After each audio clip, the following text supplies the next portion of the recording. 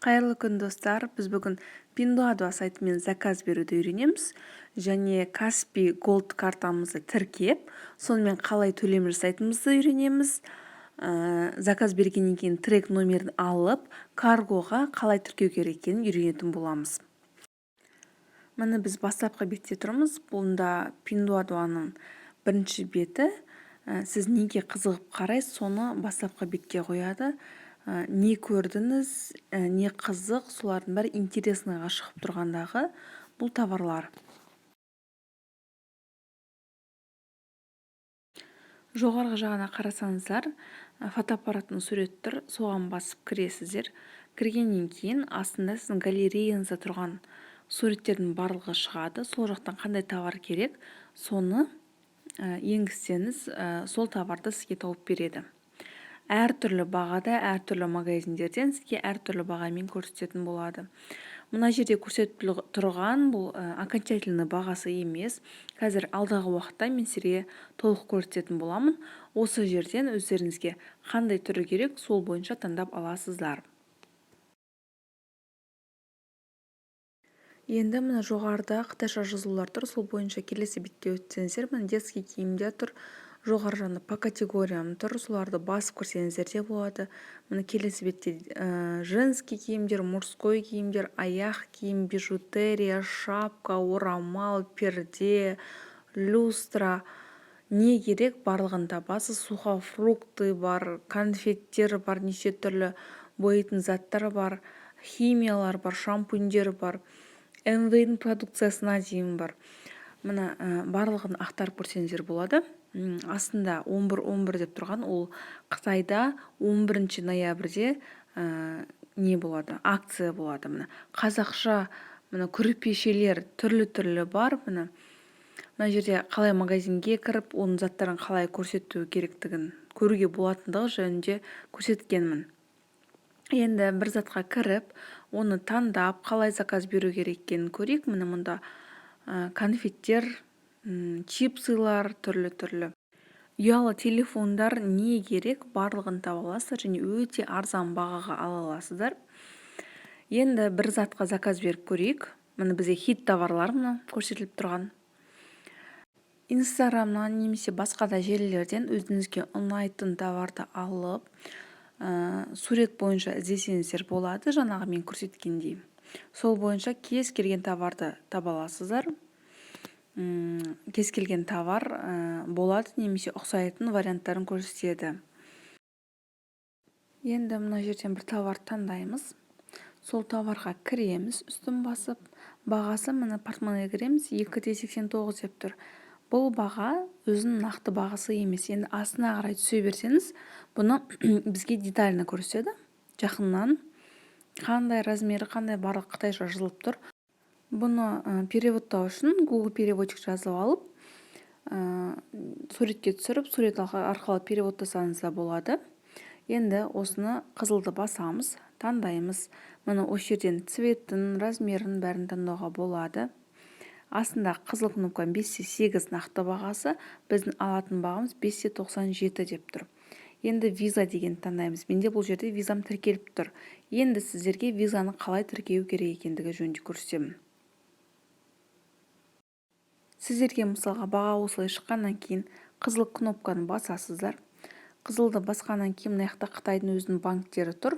Бұл жерден виза деген таңдаймыз. Мына аяқ киім таңдалды.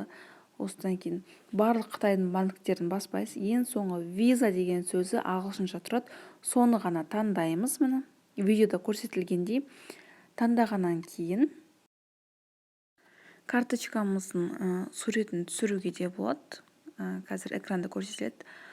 Суретін түсіріп, солай жасауға да болады, немесе қолмен карточканың сыртындағы нөмірлерін теруге де болады.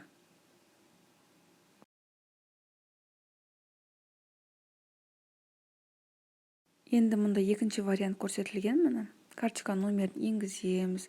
Карточка номерін енгізгеннен кейін қызыл батырманы басамыз.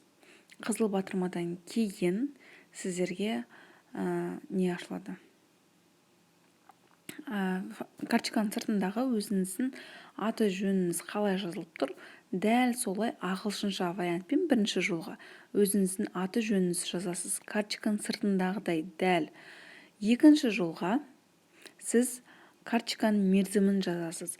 Карточканың сыртында жазылып тұрады ғой, мынаншаншы жылға дейін, мынаншаншы айда ауыстыру керек деп.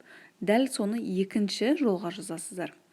Және үшінші жол, карточканың артындағы номер, ол әркімде әртүрлі болады, және оны ешкімге айтуға болмайды. Мен сондықтан мұнда жасырып қойғанмын. Соны осы жерге жазасыздар. Енді мына ұяшықтарға заказ берген уақытта быстрый код, яғни телефонды қосқанда бізге код болады, сол сияқты 6 нөмірлі код жазасыздар, сөздерге қызыл кнопканы басасыздар.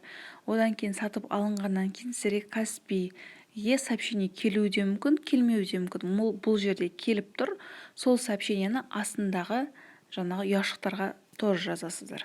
Міне видеода көрсетіліп тұр. Алған товарларыңыздың барлығы Каспи Голдтан шешіліп тұрады юань арқылы, Қытайдың өзінің теңгесімен, бірақ сізден сол қазіргі курс бағамымен сізден ақшаны шешіп алып отырады. Енді мен сіздерге заказ беріп болғаннан кейін трек номерін каргоға енгізуді көрсететін боламын. Ең соңғы өзіміздің страницамызға кіреміз, сол жерде 14 нәрсе заказ бергенмін. Соған кіріп, сол жерде керек затыңызға кіресіз. Керек затыңыздың үстін басқаннан кейін ішінде жоғарыда жасыл жазу тұр. Машинаның суретімен жасыл жазу тұр. Соған кіресіз, сол кезде астында мына GT 515 деген тұр ғой, соның жайында 4 бұрышта Қытайдың жазу тұр. Соны басқанда сол копировать етіліп алынады. Содан кейін сіз каргоға кіріп, каргоға кіргеннен кейін 3 сызықшаны басқанда добавить трек деп тұр. Сол тректі басасыз, сол кезде жаңағы трек номерді енгізесіз, описание сіз не алдыңыз. Жаңағы мен жерде басқа заттың несін енгізіп отырмын, трек номерін. Женская шапка, сізге де оған да түсінікті болу үшін сөйтіп енгізесіз.